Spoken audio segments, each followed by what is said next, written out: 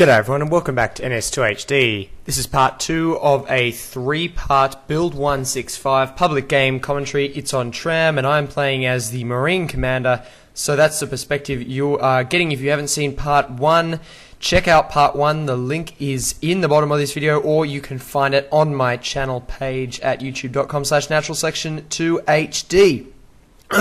So, excuse me.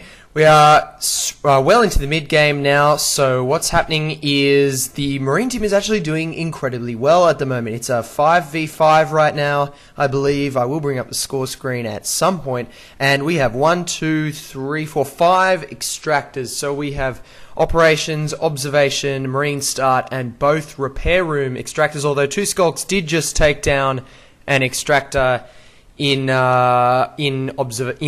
operations, sorry. So now we're down to 4 extractors. No, we're not. Why hasn't it gone down? You can see the number of extractors you have in the top of the screen. It has just dropped down to 4 there, so a slight delay. 66 individual resources, 51 team resources, so a lot of resources to play with. I'm trying to repair I have just repaired the power node in Tram Hub. Endar saves the observation extractor. And Orphan moving out into repair room. What else is happening?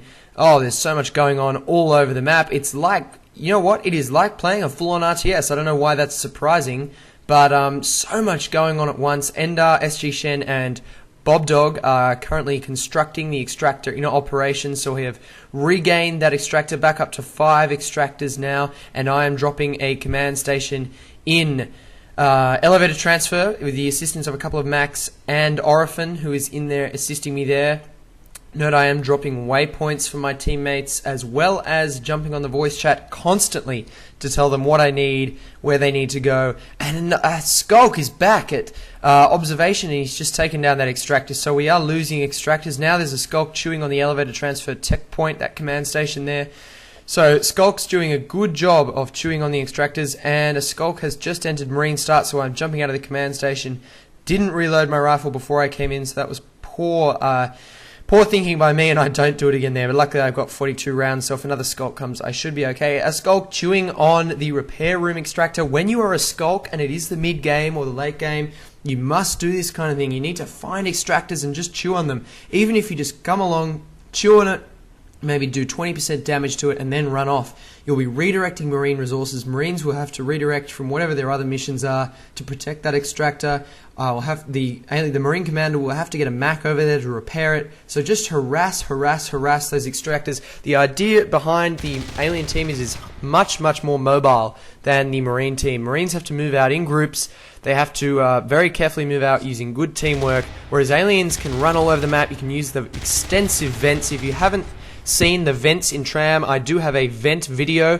Look it up. I'm not sure which number it is, but I have a video where I run through every vent in Tram, taking down a Skulk that was attacking the sentry gun in base. I've spent 20 team resources on building one sentry gun in the base up on those crates just to help me defend it while my team is out. An excellent alien defense here. It looked like about 3 Skulks and a Fade there taking down that entire Marine squad while I wasn't watching.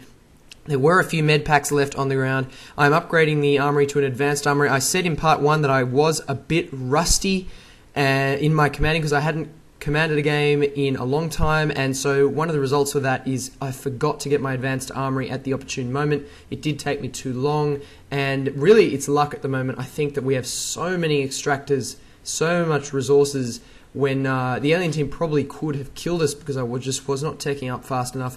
Note the 2nd infantry portal hiding away there in the corner of Marine expansion. The alien team taking down Tram repair, one of the extractors there again, so excellent work. That Skulk is hiding in an opportune moment, and I accidentally sent Orphan on a waypoint there, and like a good player, he followed the waypoint thinking I had something to tell him. But then that Skulk, just an excellent ambush. I'm sorry I can't read your name. Whoever that Skulk was, say something in the comments because you deserve to be named. That was excellent ambush. Note that he stayed up in the ceiling space, waited for the Marines to pause below him, jumped down, and then killed them. SG Shen pushing out into the infestation. See how the dynamic infestation really demarcates the areas of the map. Not only do we have the red emergency lighting on, but the floor is covered in green goo. It truly does make it feel like the aliens have invaded that part of the map and that as Marines you must push them out, and conversely as an alien it makes you feel like you're taking territory. When you walk into a room that is full of dynamic infestation, you know that that is alien territory. It just contributes so much to the atmosphere, and you do get the sound of your boots squishing along it, so it's so atmospheric to have that. And of course one day it will be climbing all over the walls and ceilings as well, because that is just a graphical prototype. It's meant for gameplay prototyping at the moment, so it's just a prototype graphically. It's just a placeholder graphically, sorry. It is a gameplay prototype at the moment. Speaking of sound, you might notice there is no sound at the moment. I did mention in part 1 that the infamous 163, 164, 165 sound bug is present in this game, and that's why you can't hear any sound, but I'm still bringing it to you because it was such a fun game. And of course you can listen to my voice over the top, so I hope you don't mind listening to my voice. Researching grenade launcher there at my advanced armory, which I got way too late, so we will have grenade launchers soon, but no flamethrowers. You need flamethrowers in the mid-game, and this is why. So this was fortuitous timing. Note the infestation growing into repair room. So the alien commander has spread this infestation into repair room, and now that is preventing me building an extractor there. And you need flamethrowers because you need to be able to clear the infestation, and flamethrowers are what Marines use to clear dynamic infestation out of rooms so that they can retake them. So the alien team doing an excellent job of spreading the infestation. Note that commanders and Gorges can spread infestation. Gorges deploying a small patch, and commanders deploying a large patch. And when you link up infestation from a hive in successive patches, you will create infestation that will stay permanently until Marines burn it down, or I believe the hive is destroyed.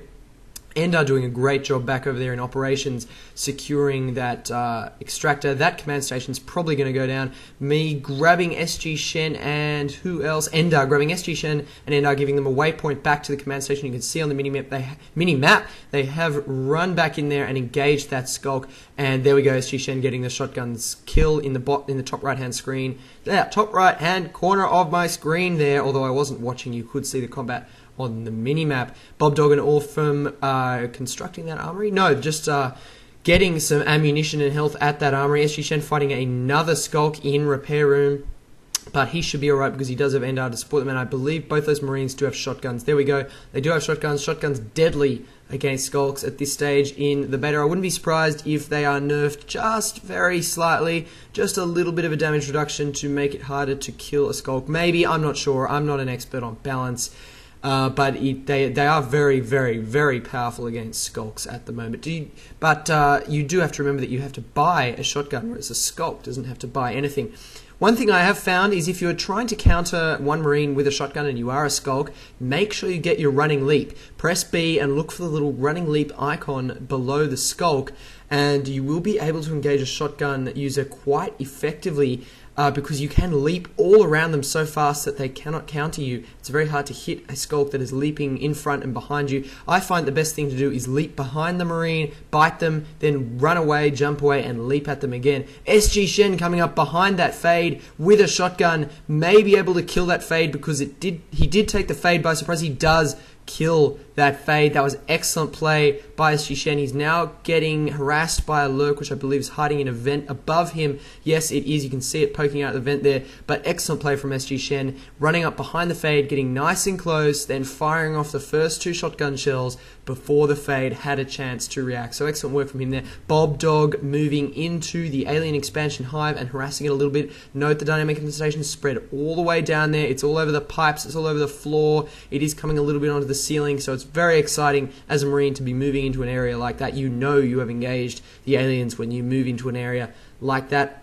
And after all, isn't that the idea? I mean, you imagine fighting aliens, you imagine that you'll have to move into a place like in the movie Aliens. I mean, they move into the power plant there, and there is just goo all over the walls, and that is exactly what is happening with dynamic infestation now that it has been implemented as a gameplay prototype. And what is happening in Repair Room is the alien commander is moving that dynamic infestation forward very, very effectively, preventing me from building new extractors. So if that extractor goes down, I'm not going to be able to build it, and I am researching flamethrowers right now at my advanced armory, at my weapons module, which I put on my advanced armory. Flamethrower is essential to be able to push that dynamic infestation back. So once we've got flamethrowers, we might be able to push back here. Bob Dog saving that extractor, which is great because I would not have been able to rebuild it if it had gone down. I think in future, maybe marine buildings will power down if they're on infestation. I wonder if they will. It would be pretty cool if they did. I'm not sure what the plan is there from Unknown Worlds regarding whether a building will power down if infestation touches it. SG Shen trying to force that lurk back there, so staying below the vent. He's also telling me, I believe, over voice chat that the power node is getting very, very low on health, so I will get some max over there and repair that power node. SG Shen having to retreat from the gas, the lurk using the spore ability to push those marines back, push SG Shen out of operations and leave that power node undefended. So I'm dropping some med packs and some ammunition there to keep him supplied so we can maintain that fight. Ender pushing into the alien expansion hive, doing a bit of harassment there, so I should be dropping some med packs and ammo packs there as well. It's times like these that I feel like a second commander would be really useful. So if you had two commanders on voice chat, one that was concentrating on the strategic overall picture and resource collection and weapons upgrades and all that, and one that was concentrating on the tactical picture, so issuing some waypoints and issuing med packs and ammo packs to the Marines on the ground. I mean, how cool would it be if, say, you had two commanders and one was the strategic commander and said, imagine B was the tactical commander. He said, B, I need you to get a squad and send them to server room. And you'd grab a squad, you say red squad, alright, you give them orders. It would just be so exciting. Alright, flamethrowers coming down to the dynamic infestation there. In repair room, so we might be able to retake that. SG Shen pressuring server room where the dynamic infestation is very, very thick, and there is a harvester in there as well. I wish I could see that on foot in first person view. It'd be very exciting to be in there. I'm trying to restore the power in there for him. There's a Hydra though harassing those Max, and who's this? Orifim and Bob Dog pushing the dynamic infestation back with their flamethrowers. That's the flames you can see there. This is bringing part 2 to a close just as I restore the power in server room for SG Shen, who is now taking down that crag. Thanks a lot for watching, everyone, and look out for part 3. It will be coming at you very, very soon.